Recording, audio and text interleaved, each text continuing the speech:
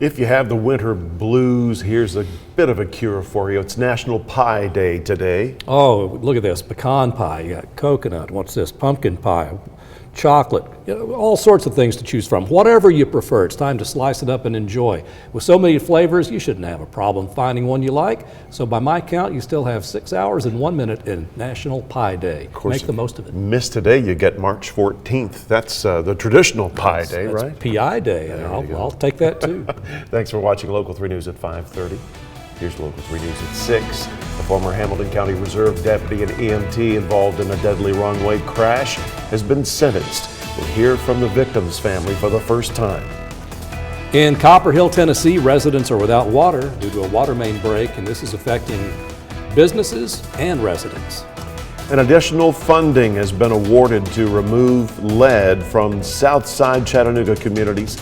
Local 3 News at 6 starts now. This is Local 3 News at 6. Thank you for watching. I'm David Carroll. And I'm Greg Glover.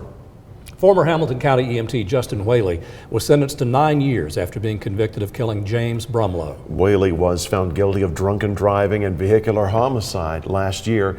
Our Grayson Gordon was at the trial and sentencing. She joins us now in the studio. Grayson.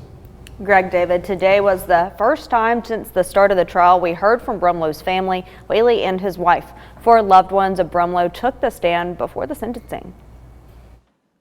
Former Hamilton County Reserve Deputy and EMT Justin Whaley was sentenced to 9 years Monday. I was the one that messed up. I know that. I know that from the beginning.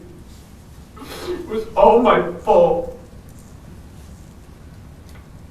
And I should have been the one that died. Whaley was involved in the deadly Saudi Daisy one-way crash in 2018, killing father and husband James Brumlow, described by his younger sister as someone who deeply cared for his family. He was always my protector in ways that I hated when we were kids, but I actually understood when I became an adult. Brumlow's family was present in the courtroom every day of the trial, staying long hours as the jury deliberated before convicting Whaley of drunk driving and vehicular homicide. Monday, Brumlow's son, who was deployed at the time of the wreck, says Whaley's background should have prevented his decision to drive after drinking alcohol. You know better than anybody what this does, what drinking and driving does, what you've done does to people. Whaley's wife was also present, standing by her husband every day of the trial. She was the only person who spoke for Whaley besides himself. He knows that he made a mistake, and he has been absolutely remorseful ever since he made that mistake, from the moment that it happened. Heather Whaley says her husband wrote the Brumlow family apologizing to them for what happened after the accident, but Brumlow's family says the defendant has not apologized to them. I want to spare anyone any chance, any even thought of an apology, because neither my family or me could not care less for it. Over the last 5.5 years, there were ample opportunities.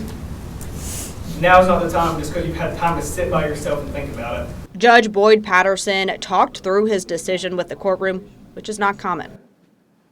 The defense is filing a motion for a retrial, and that is scheduled to happen March 11th. Back to you, Greg.